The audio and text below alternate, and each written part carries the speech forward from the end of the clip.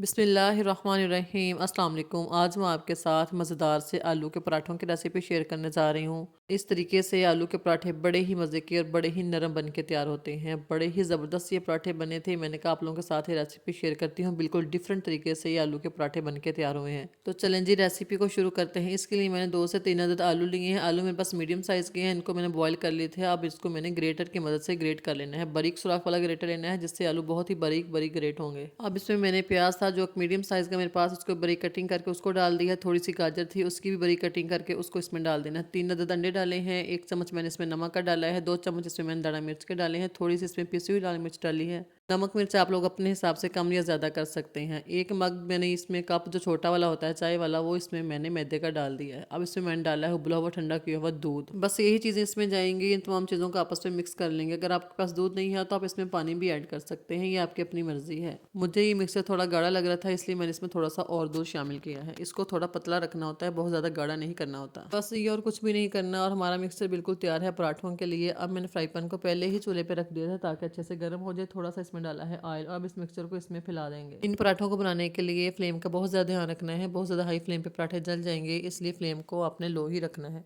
आप अगर चाहें तो तवे पे भी ये मज़ेदार से पराठे इजीली बन जाते हैं।